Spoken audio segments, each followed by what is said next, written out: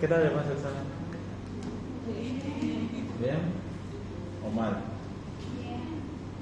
¿Estaba difícil? Lo mandaron el examen y yo que no lo pasé en la prueba hace mucho, lo veía bien, ¿no? ¿Ya? Yo creo que fue bien. Con el doctor Zumposa, ¿por qué tema van? ¿Cuál fue el último tema que vieron? Urinario. ¿Ah? Urinario. De la anterior semana. ¿Hoy vieron urinario? Hoy no le toca el juego. Pero ahora él lo está haciendo ahorita, su semana. Era día Le toca jueves, ¿no? Le toca los martes. Sí, los jueves y viernes le toca, creo. Sí. Ya, yo no me meto. Vamos a hablar de la parte del digestivo. Nosotros vamos a iniciar recién digestivo, ¿no? Como generalidades, para no quedarnos tanto tiempo hablando de esa parte, nosotros sabemos que el sistema digestivo es un sistema necesario para la digestión, ¿no? De ahí sale su mismo nombre. Nosotros necesitamos digerir los alimentos y esos alimentos digeridos se absorben y a la absorción de esos nutrientes se va generando nuevas estructuras. No se olviden que nuestro cuerpo está en constante creación o anabolismo de X sustancias. Está creando proteínas, con esas proteínas está creando tejidos, células, etc. Entonces requiere materiales, ¿sí? No se puede quedar nunca sin materiales para crear proteínas, para crear elementos. Entonces, ¿de dónde provienen los materiales? La materia prima no aparece porque sí. La materia prima para la síntesis o anabolismo de todas las estructuras del cuerpo son la alimentación, ¿sí? Nosotros no vamos a vivir si no nos alimentamos. ¿Se entiende, no? La parte. De ahí saca el cuerpo toda la materia prima para construir o generar estructuras más complejas. Entonces, a esa necesidad que nosotros tenemos de agarrar algo externo para alimentarnos, se conoce como seres heterótrofos, ¿sí? Nosotros para subsistir necesitamos alimentarnos de medios externos. Hay seres, por ejemplo, las plantas son seres autótrofos. Ellos no requieren estar masticando, digiriendo algo, no, nada, ¿no? Ellos con una química un poco más distinta sintetizan la materia prima para la síntesis de sus estructuras, pero nosotros sí, a eso se conoce como heterótrofos. Entonces, el sistema digestivo se va a encargar de esa parte, de proveer o permitir todos los medios necesarios para una buena digestión. Creo que Natalia lo vio esto. Anatómicamente, así a muy grandes rasgos, vamos a hablar sobre la cavidad oral, sobre el tubo digestivo y sobre las glándulas anexas al sistema digestivo. Cada una de ellas cumple una función importante. Ustedes se lo saben en ese gráfico de memoria, ¿no? Todo inicia en la boca, pasa al esófago, del esófago al estómago, del estómago al intestino delgado, grueso, recto y para afuera. En el proceso de que ingresa el alimento a la boca, ahí inicia la digestión inicial, ¿sí? La digestión no inicia en el estómago o no inicia en el intestino.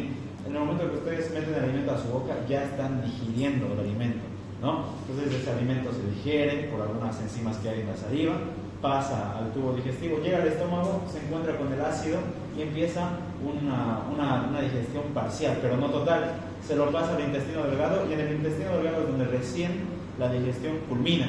A partir de que el alimento se digiere o se degrada, empieza netamente la absorción. Entonces tiene un recorrido larguísimo. ¿Cuánto mide el intestino delgado?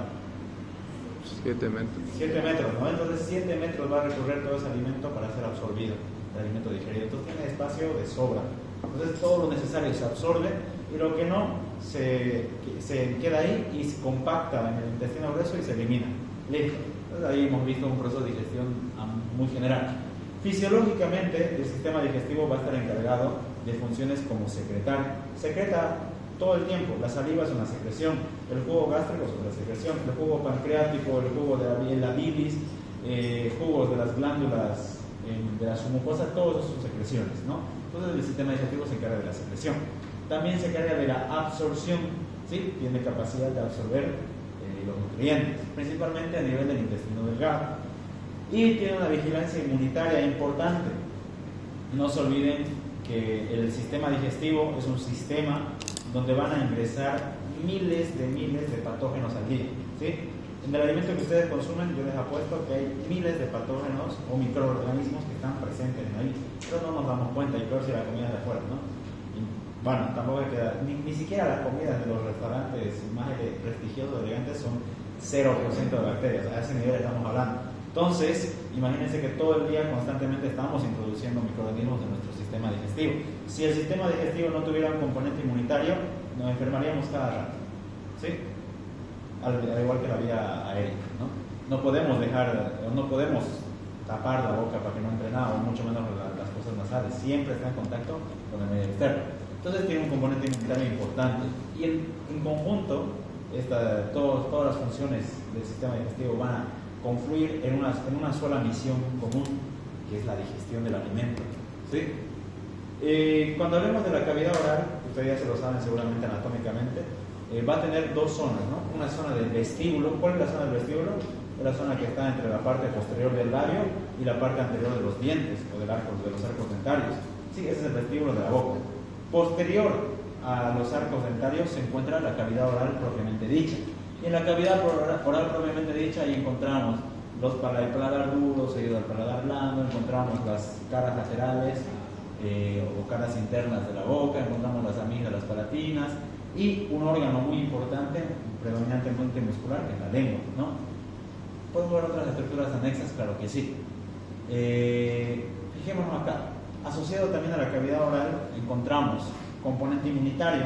Ahí hablamos del famoso anillo linfático de Waldeyer, ¿no? Este anillo linfático de Waldeyer está formado por un grupo de amígdalas. Está la amígdala, las más conocidas, ¿no? Que están en la cara lateral de la cavidad oral, que son las amígdalas palatinas, ¿no? Después, en la cara inferior o cara dorsal de la lengua, se encuentra la amígdala lingual.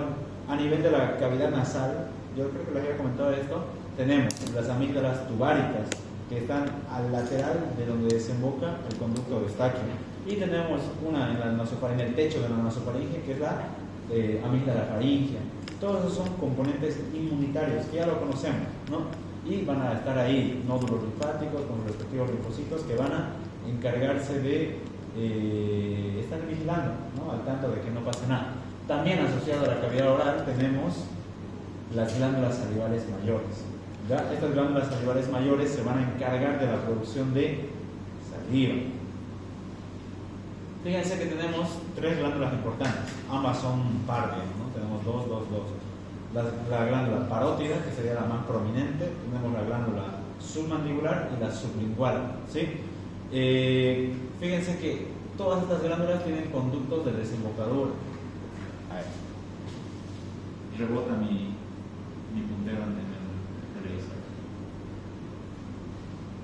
Fíjense que tenemos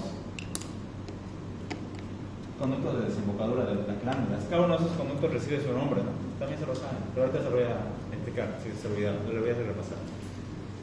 Cuando hablemos de mucosa, ¿quién me puede dar el concepto de mucosa? ¿Qué es una mucosa? ¿O qué es mucosa? Sustancia alcalina. ¿Cómo? Ya, no se olviden de ese concepto. Van a escuchar de mucosa artística. Mucosa es un tejido epitelial, ¿sí? Que va a estar recubriendo cavidades internas que se abren al exterior. Lo que, por ejemplo, la piel es epitelio, pero es un epitelio que está recorriendo una superficie, no es cavidad interna, por ende a la piel no se la considera mucosa, ¿sí? La piel es piel. Pero la cavidad oral, todo ese revestimiento epitelial es una cavidad interna, porque la cavidad oral no está por fuera, está dentro, pero sí tiene comunicación con el exterior, por eso conocemos a ese revestimiento como mucosa. Entonces, mucosa es ese revestimiento epitelial que recubre cavidades internas que se abren al exterior. Van a escuchar mucho el término mucosa oral. ¿A qué se está refiriendo con mucosa oral?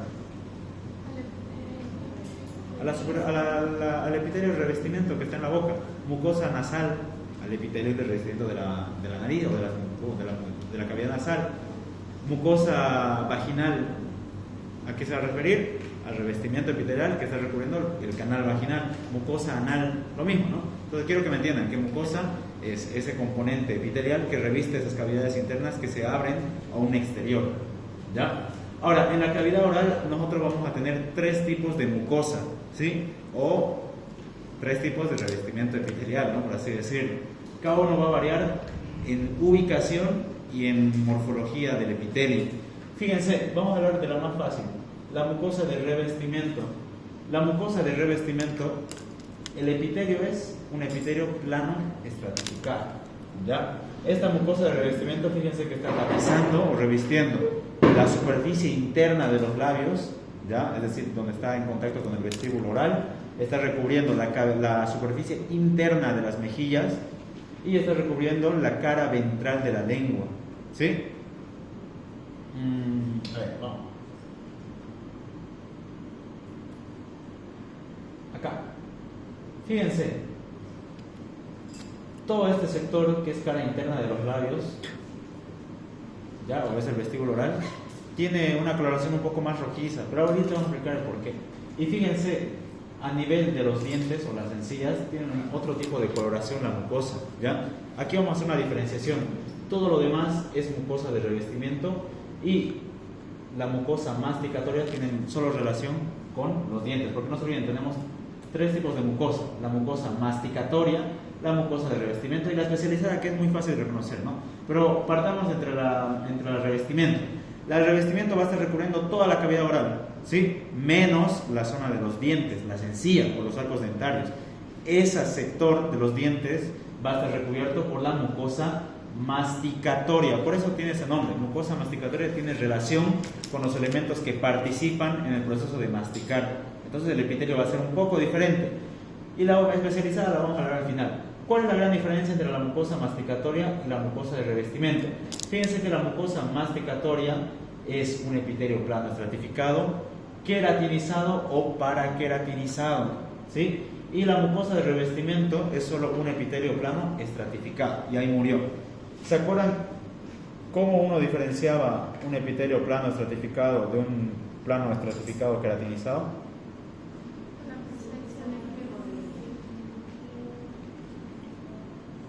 ¿Cómo diferencian? O sea, dicen, pucha, sí, este es plano estratificado, o no, este tiene elementos de queratina. Ya, bien. ¿Ese cuál sería? Células, repíteme la puerta. Células anucleadas, es decir, aquí ya tengo mi epitelio, todo normal, aquí está todo normal, pero las células más superficiales son de tipo plano, por eso se llama un epitelio plano, y es estratificado porque tiene varias capas. Ahí partimos bien, ¿no? Pero ¿por qué es queratinizado? Obviamente por la presencia de queratina, ¿no? Obvio. Pero para estar queratinizado, esas células van a sufrir un proceso de apoptosis, ¿sí? Va a haber una muerte celular programada en la cual en la superficie apical solo va a estar células sin núcleo, porque son células muertas, ¿no? Entonces, yo en la superficie apical voy a ver células anucleadas y algunas va a ser células descamativas que se están desprendiendo. Entonces me orienta que es un epitelio queratinizado. Y el epitelio plano estratificado, que no es queratinizado, va a tener en la superficie apical células planas, pero estas sí van a tener núcleo, ¿sí? ¿Se entiende esta parte, no? Ya. Ahora, la mucosa masticatoria se dice que es un epitelio paraqueratinizado, quiere decir que tiene presencia de queratina, pero parcialmente, no es completamente queratinizado. ¿Y eso cómo se reconoce? Acá mírenlo bien, ¿sí? El de la derecha, esta zona, región de la derecha, es un epitelio queratinizado, totalmente queratinizado. Aquí veo células planas y ni un núcleo, ¿sí? Lo que ustedes me dijeron, se caracteriza por la presencia de células anucleadas en la capa apical. Pero acá también tengo células queratinizadas, pero fíjense que sí hay presencia de núcleos, ¿no? Entonces, no es específicamente, o no es un queratinizado completo. Aquí hay queratina, sí, pero las células no se han queratinizado, de manera completa. A eso se conoce como epitelio paraqueratinizado. Y el epitelio plano estratificado no queratinizado no va a tener rasgos de queratina, va a ser puras células nucleadas. ¿Se entiende, no? La diferencia entre estos tres. Entonces, a nivel de la mucosa masticatoria, nosotros tenemos este epitelio plano paraqueratinizado. Epitelio plano estratificado paraqueratinizado. Es por eso que les decía acá, si ustedes se fijan, entre el tejido que está recubriendo los labios y el tejido que está recubriendo las encías, así a simple vista tiene diferencia, ¿o no? O las encías se parecen mucho a la cavidad, a la piel de las mejillas, o a la, perdón, al epitelio de las mejillas, ¿no? Entonces es por eso, porque son distintos epitelios. El epitelio que está recubriendo toda la boca es no queratinizado, ya es plano estratificado, punto. Pero el epitelio que está recubriendo, o la mucosa que está recubriendo las encías, o paladar duro igual, es epitelio plano paraqueratinizado, ¿no? O sea, está parcialmente queratinizado. Ya. Entonces, volviendo, la mucosa masticatoria la encontrábamos a nivel de encías. Todos los arcos dentarios, ese epitelio está revestido por plano estratificado paraqueratinizado. Y el resto de la cavidad oral es epitelio plano estratificado, no tiene queratina, normal. Pero hay un tercer tipo de mucosa o epitelio, ¿no? Es la mucosa especializada. Esa mucosa especializada está recubriendo la superficie dorsal de la lengua o la cara dorsal de la lengua. Y uno puede tener un poco de confusión. Bueno, tal vez ya no ustedes, ¿no? Pero al principio puede que sí. Imaginemos que esta es la lengua, acá se está insertando, ¿no? Y aquí estaría la parte posterior de la cavidad oral. Para ustedes, ¿cuál sería la cara dorsal de la lengua? No, es la que nosotros vemos superiormente. Si yo le digo a su compañera saque la lengua, ella la va a sacar la lengua y la cara superior, esa es la cara dorsal. ¿Y cuál sería la cara ventral de la lengua? La que está inferior. Si ustedes levantan la lengua, se ve el frenillo lingual, esa sería la cara ventral. Entonces fíjense allá, para que no se les olvide, la cara ventral de la lengua, la que tiene contacto con el frenillo, está revestido por mucosa de revestimiento. Pero la cara dorsal, la que se ve fácilmente en la cara superior de la lengua, es el que está revestido por mucosa especializada. Y es gracias a esa mucosa especializada que nosotros podemos tener una función gustativa, ¿sí? La mucosa especializada nos va a dar la capacidad de sentir o percibir los distintos sabores que hay. Ahora sí, vamos a hablar específicamente de la lengua, específicamente de la cara dorsal, ¿ya? La cara dorsal de la lengua presenta esa mucosa especializada que nos da la función gustativa. A ver.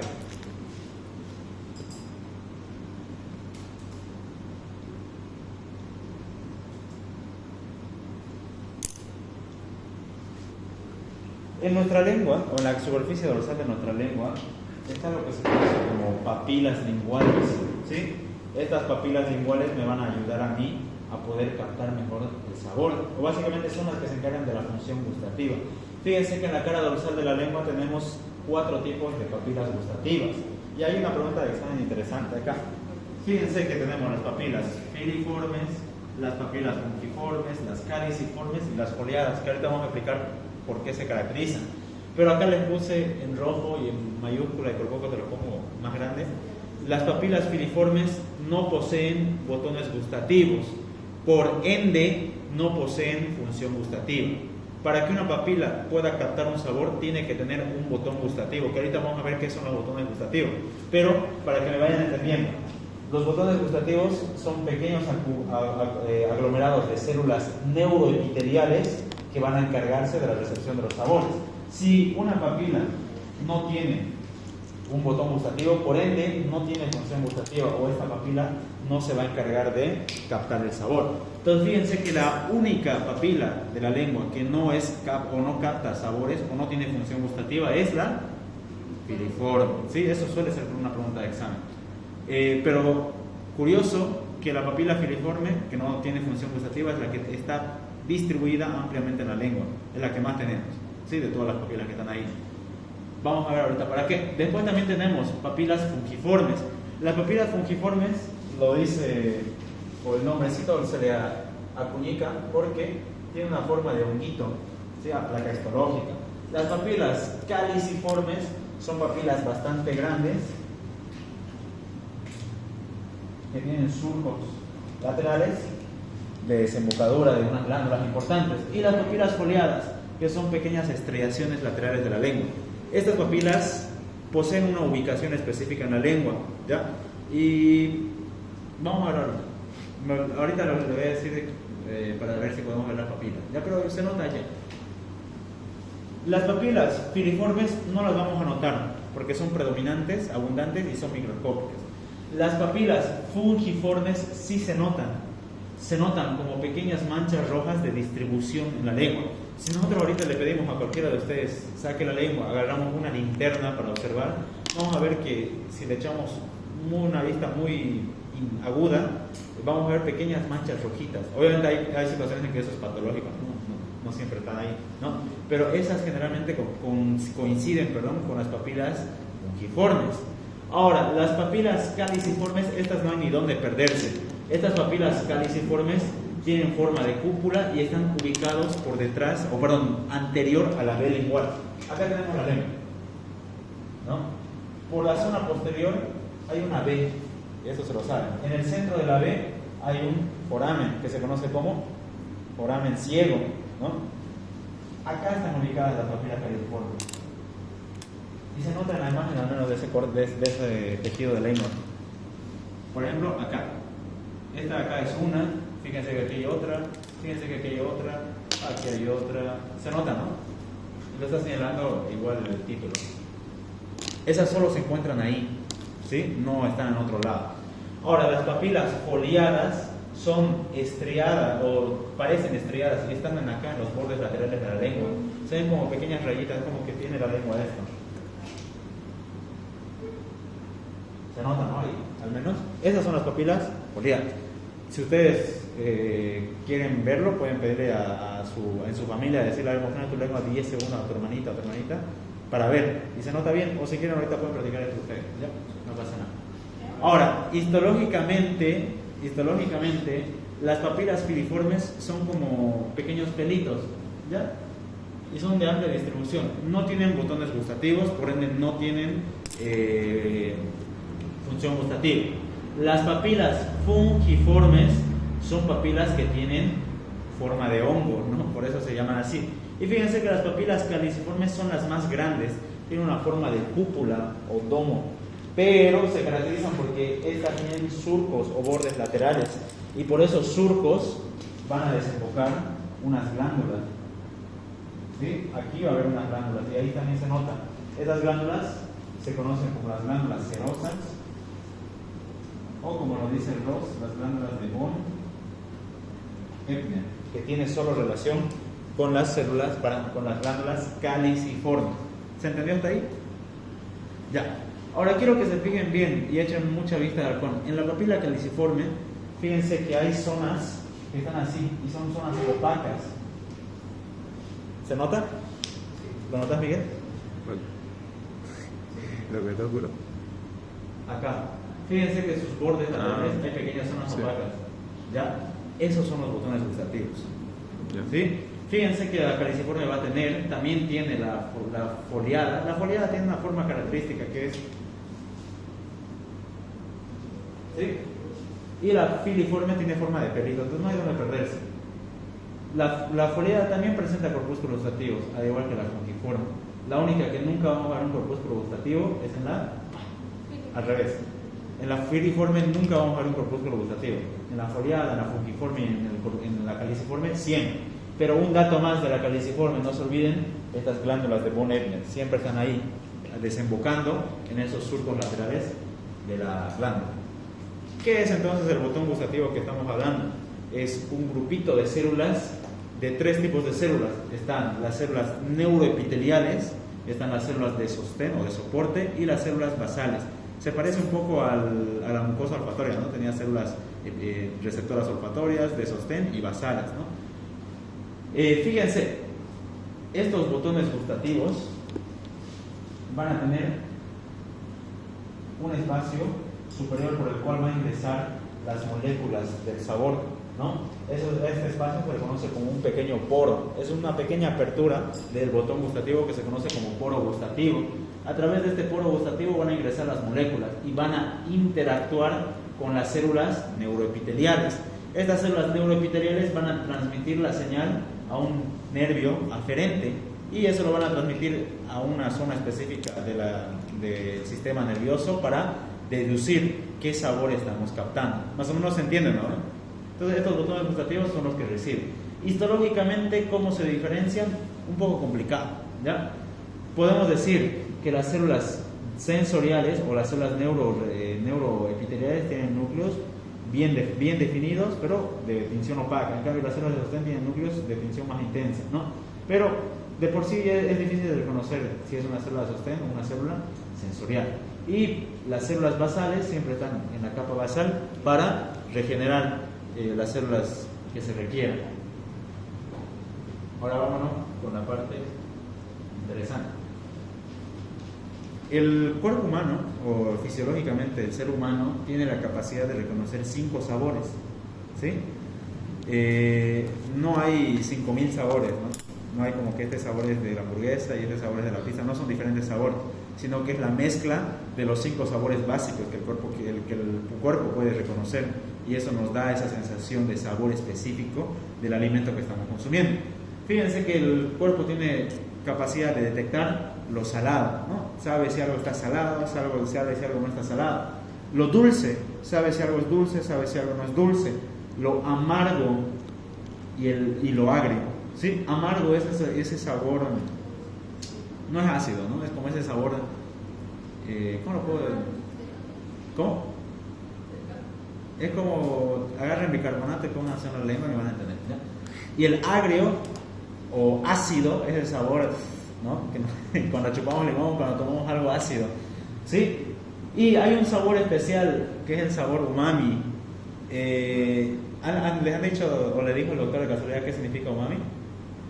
No, es algo curioso. El sabor umami es una traducción del japonés que dice sabroso, ¿sí? Es un sabor que no podemos comparar con algo, pero sabemos que está rico.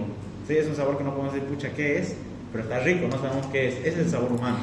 Ya no es un sabor específico, es como algo, una sensación, un sentimiento, decir, no, esto está sabroso, pero no sabemos cómo definirlo. ¿Se entiende, no? Un poquito curioso. Pero también hay receptores de sabor, de este tipo de sabor en las papilas linguales. Fíjense que los sabores están un poco distribuidos, un poco, ¿no? Fíjense que la lengua tiene capacidad de reconocer fuertemente los salados en la zona anterior. Fíjense que el amargo está hasta la zona posterior. Fíjense que el agrio está en los laterales, el dulce está en la punta de la lengua, el umami está en toda la superficie, etc., ¿no? Tiene una pequeña distribución importante. Y esa distribución se debe un poco a la inervación que recibe la lengua. ¿Saben cuál es la inervación de la lengua? ¿Por quién está inervada la lengua? Sabemos que la lengua tiene una inervación motora y una inervación sensitiva, ¿no? Una inervación que le permite captar los estímulos sensitivos y otro para producir los movimientos de la lengua. Yo quiero que me digan cuál es la inervación sensitiva de la lengua. Ahí estaría el glosofaringeo, ¿qué más? El facial, pero específicamente es la rama cuerda del tímpano, ¿no? ¿Cuál más? El trigémino con su B3, con su rama lingual, ¿no? ¿Alguno más? Y parte del gnomo gástrico. Eso sería su inervación sensitiva. Y predominantemente la motora, están repetidos algunos, pero el hipogloso, ¿no? Principalmente el hipogloso es el que se encarga de la inervación motora. Ahora, ¿cómo se produce la captación del sabor? O cómo el cuerpo sabe decir esto es salado o esto es dulce. Voy a borrar esto de acá. Ahí en el gráfico me lo dice todo, pero vamos a intentar dilucidar. Imaginémonos que estas son las células neuroepiteliales, ¿no? Aquí está la célula y aquí va a estar conectada con una terminación nerviosa. Entonces, vamos a hablar primero de los dos sabores más fáciles, ya que es el salado y el ácido o agrio. Y yo les pregunto a ustedes, a un alimento, ¿qué lo hace ser salado? Así por lógica, cloruro de sodio o la sal, ¿no? Entonces, mientras más concentraciones de sodio tiene mi comida, más interactúa con los receptores o canales de sodio de la célula neuroepitelial, por ende, más se capta el sabor y se transmite más fuertemente la señal, ¿sí? Entonces, si mi comida tiene abundante sodio, es decir, yo agarré y le eché cantidades exorbitantes de sal que tiene sodio, entonces este sodio fácilmente va a entrar por sus canales de esta célula neuroepitelial, y una vez que entra por los canales, estimula al nervio aferente. ¿Se entiende, no? Entonces ahí se produce el sabor salado por la concentración de sodio. Ahora el sabor ácido, el sabor ácido agrio, principalmente ¿por qué se da? Mi alimento, ¿qué tiene que tener para que sea ácido? ¿Qué lo hace a un alimento ácido?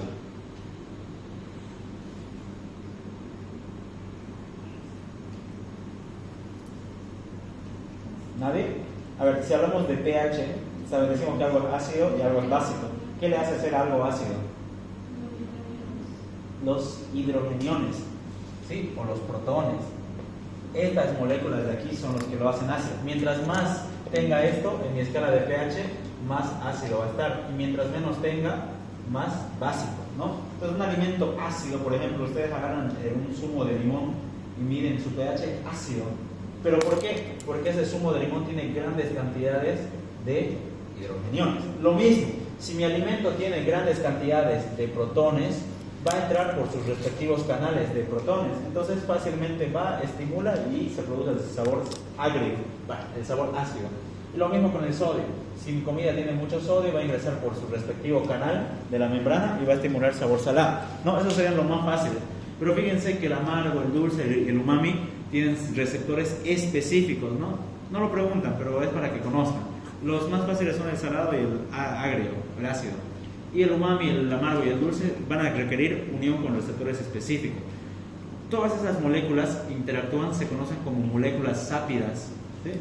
Sustancias sápidas o sustancias que tienen sabor, ¿ya? Y se van a interactuar con estos receptores y van a producir ese sabor que se está buscando, ¿ya? ¿Hasta ahí alguna duda?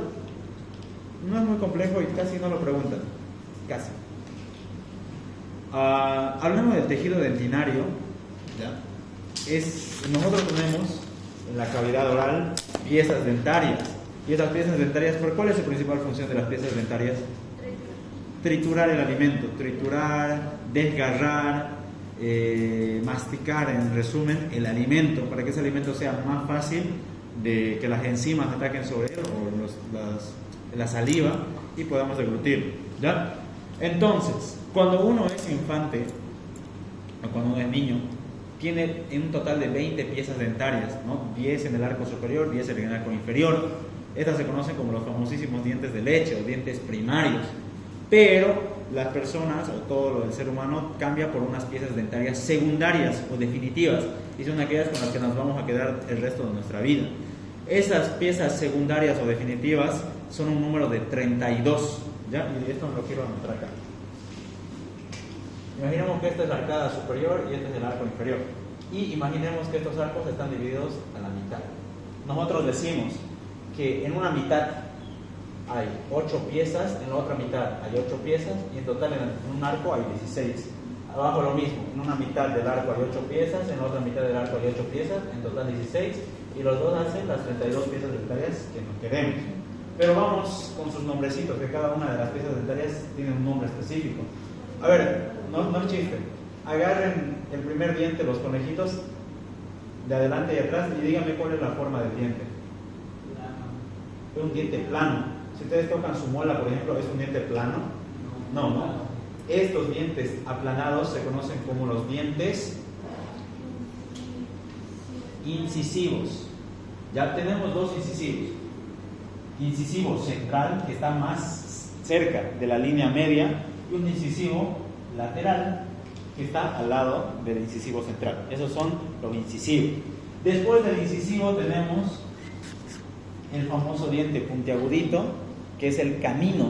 ¿Sí? Este canino tiene una forma puntiaguda, filosa, que nos va a permitir desgarrar de mejor forma los alimentos. Después del canino tenemos dos premolares, el primer premolar y el segundo premolar.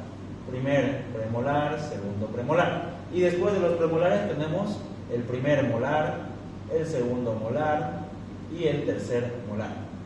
Todo esto se repite al otro lado y se repite arriba también. En total se hacen todas las piezas. ¿Se entiende? Fíjense que tanto los premolares como los molares ya tienen una forma más ancha, ya son como estructuras medio cuboidales, ¿no? Tienen superficies y tienen laterales que permiten mejor el proceso de la trituración. ¿Sí? Cada diente tiene la forma específica para permitirnos una mejor mecánica en el momento de desgarrar o triturar el alimento. Este tercer molar es la famosísima muela del juicio, ¿sí? La última que sale. Entonces, en muchos de los casos no tiene un suficiente espacio en la arcada dentaria y entonces empieza a molestar, producir dolor, se inflama y demás y se lo quita. ¿Ya? En resumen eso. Ahora, la estructura de un diente también es interesante y ahí salen algunas preguntas del examen. Voy a borrar esta zona acá.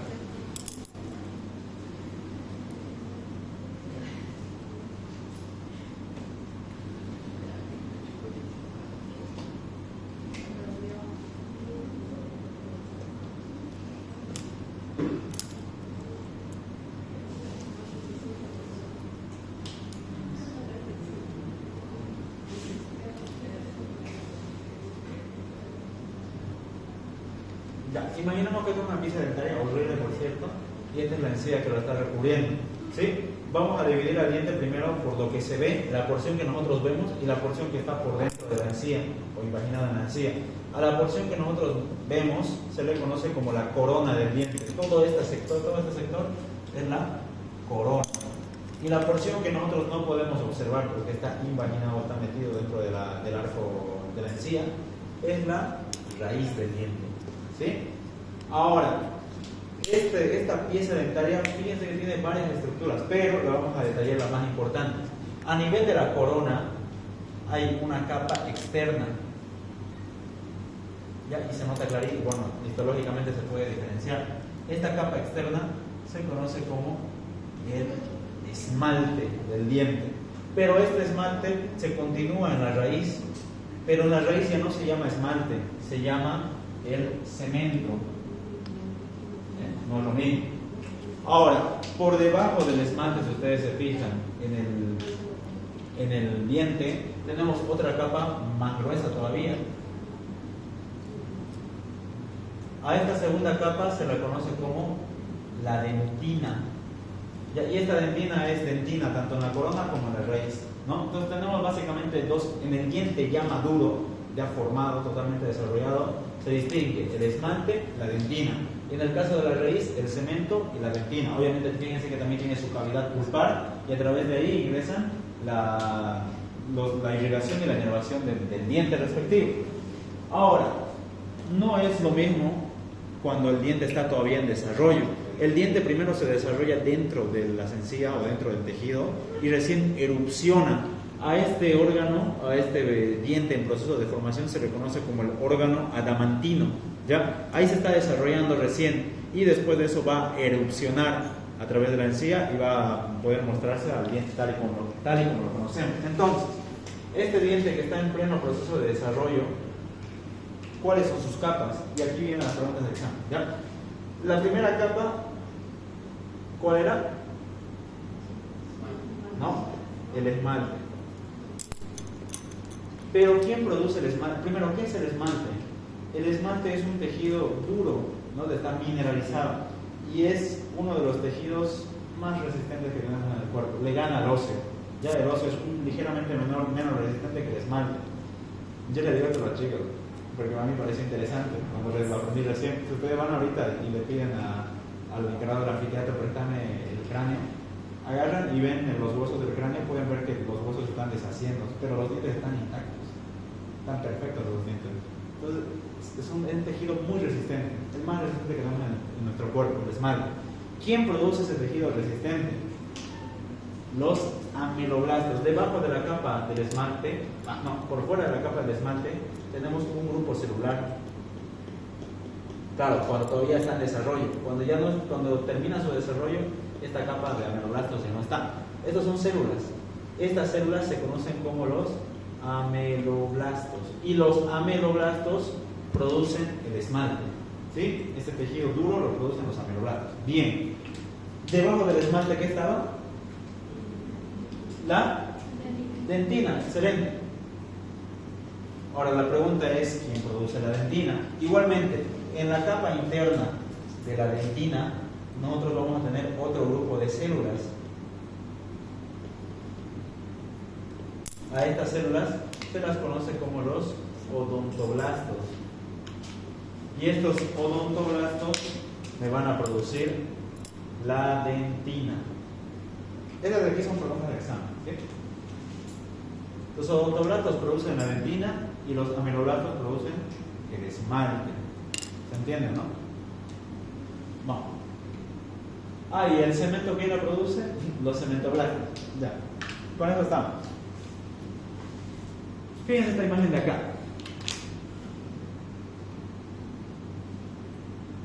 Vamos a hacerlo completo.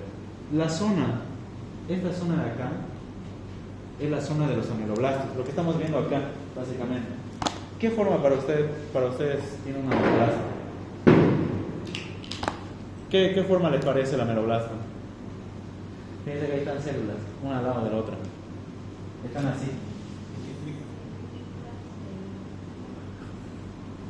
A ver, más o menos así están. Claro, son células cilíndricas, delgadas, parecen como pequeños palos de fósforo, si se dan cuenta. ¿Sí? Ahora, debajo de la capa ameloblástica se encuentra el esmalte o la producción del esmalte, pero eso que está en un circulito rojo, entre el esmalte y la capa de ameloblastos hay un receso, ¿no? No es que directamente. A ese receso se le conoce como el proceso de Tomes. ¿Sí? Ya nótenselo. Este proceso de Tomes es producido por el ameloblasto. Y esto de aquí sí fue una ronda de examen. ¿Hasta ahí alguna duda?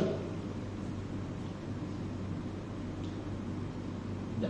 Vámonos con la última parte, que son las glándulas salivales. Las glándulas salivales mayores.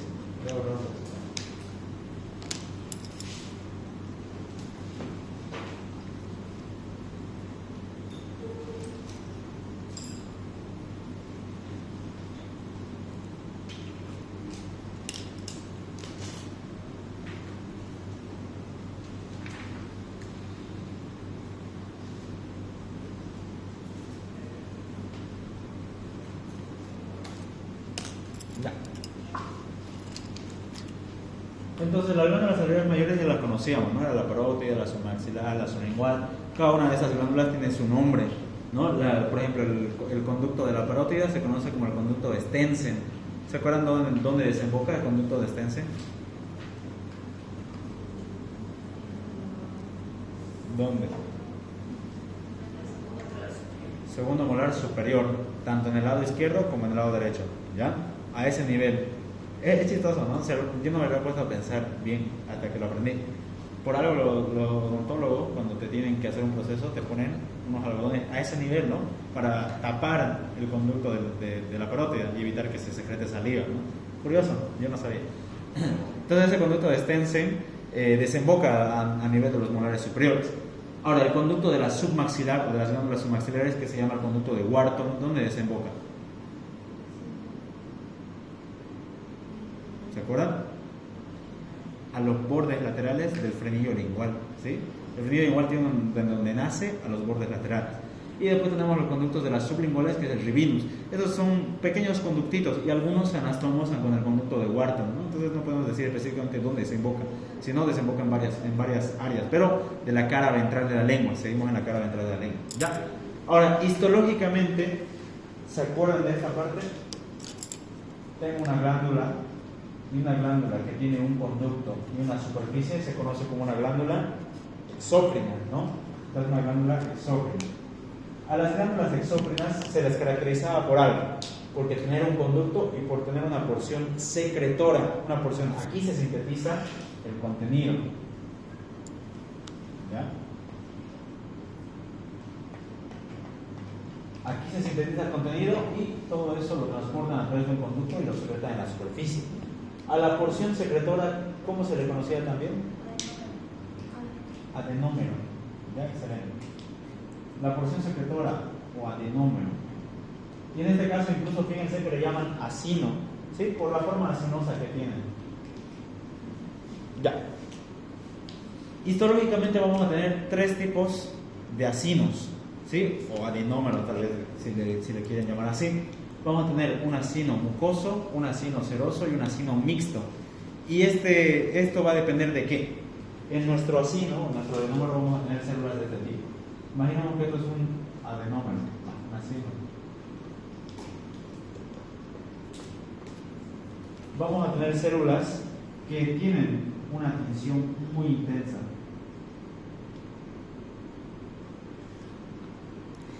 ¿Ya? Y vamos a tener células que no tienen esa tensión intensa, ¿sí? Células opacas. A las células de coloración intensa se las va a conocer como las células cerosas. Y a las células de coloración opaca se las va a conocer como las células mucosas. Entonces, yo puedo clasificar a mi glándula histológicamente según la forma de sus células. Si solo tiene células opacas, entonces ¿qué tipo de glándula es? Una glándula mucosa. Pero si solo tiene células de tinción intensa, ¿qué tipo de célula es? Una serosa. Pero si mi glándula tiene tanto serosas y mucosas mezclado, ¿cómo se conoce esa glándula? Mixta. ¿Sí? De ahí deriva la clasificación. De que si tiene componentes serosos, o si tiene componentes mucosos, o si tiene ambos, se conoce como mixto. Ahora veamos acá. ¿Se nota el punterito? No. Ya. Fíjense bien. Estas glándulas o estos adenómeros de acá, ¿de qué tipo son? ¿Serosos o mucosos? ¿Qué dicen atrás? Ceros. Ya, bien. Estos de acá, ¿qué tipo de acinos serían? Siguen siendo cerosos, ¿no? Ceros. Fíjense que en esta placa hay full cerosos, pero el único lugar donde vemos un acino mucoso solito es acá. Fíjense, se nota la diferencia entre células, ¿no? Ahora fíjense acá tenemos un grupo de células mucosas acompañada de células cerosas. A este grupo, ¿cómo se le conoce? Mixto. Y van a ver algo interesante. Normalmente una glándula mixta se tiene que ver así. Y esto es importante aclararlo. Una glándula mixta real se ve así, están intercaladitos. Pero en muchos de los casos vamos a ver la siguiente estructura. Vemos una glándula mucosa y esta estructura por fuera de células cerosas. ¿Sí? Muchas veces vamos a ver esa estructura. A esta estructura se le conoce como la semiluna, porque tiene una forma de semiluna serosa y porque son células cerosas. No es algo del cuerpo, ¿sí? No es que esté el cuerpo, se conoce eso como un artificio de técnica. Algo que sucede cuando el histólogo está haciendo su preparado del tejido, inevitablemente. ¿Se entiende, no? Esto de aquí normalmente no existe en el cuerpo, pero sí lo vamos a ver porque vemos placas nosotros, entonces tenemos que saber determinar que esa estructura pertenece a una glándula mixta que por artificio de técnica, por la técnica que es utilizada para el corte, tinción e inclusión, se produce ese fenómeno, ¿no? De la semiluna serosa. ¿Ya? Entonces, partiendo de esa base de que las serosas son células de tinción intensa, las mucosas son células de tinción opaca, las mixtas tienen mezclado y tienen semilunas, vamos a la clasificación de las glándulas. Fíjense esta estructura de acá. Ahí está el acino o el adenómero y está su conducto de excreción. En el caso de las glándulas salivales mayores, al conducto de excreción reciben 3 zonas histológicas distintas. La que está más cercana al acino, y esto lo voy a dibujar acá, aquí está mi acino, y aquí está su primera porción, después está otra y después una más grande. La primera porción, ¿qué tipo de epitelio tiene? La porción intercalar, cúbico simple. La porción estriada, que es la segunda porción, cilíndrico simple. Y la porción excretora, cúbico estratificado. Excelente. No se olviden de eso porque eso lo pregunta el doctor, ¿sí?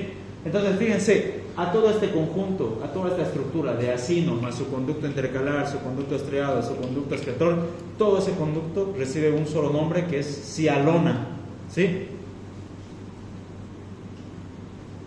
La unidad productora de saliva, la cialona, está formada por su acino y sus conductos con diferente histología. ¿Ya? Ahora vamos con la parte interesante. En esta zona de acá, en la imagen de la derecha, fíjense que hay varios grupos glandulares. Aquí hay uno, por ejemplo.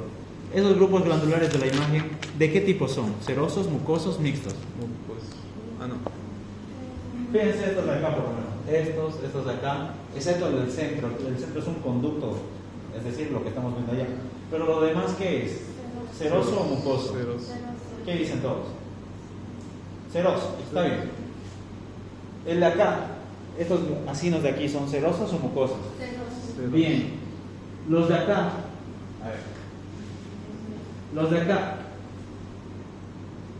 Estos de acá, ¿son serosos o mucosos? Mucoso. Mucosos. ¿Se nota la diferencia no histológica? Es fácil de reconocer. Ahora vamos entonces con lo importante. La parótida, la glándula predominante salival, es netamente serosa. En la glándula parótida no vamos a encontrar componente mucoso para nada. ¿Se entiende, no? Entonces, una tinción histológica, los acinos de la parótida son netamente serosos. Obviamente se puede ver sus conductos. Este conducto, ¿qué tipo de conducto sería? Por histología. El conducto intercalar es un cúbico simple, el estriado es un cilíndrico simple y el excretor es un cúbico estratificado. ¿Qué tipo de conducto sería ese? Ya. ¿Qué tipo de conducto sería ese? Un estriado, aunque su nombre lo dice, ¿no? A ver, este conducto de acá, ¿qué tipo de conducto sería?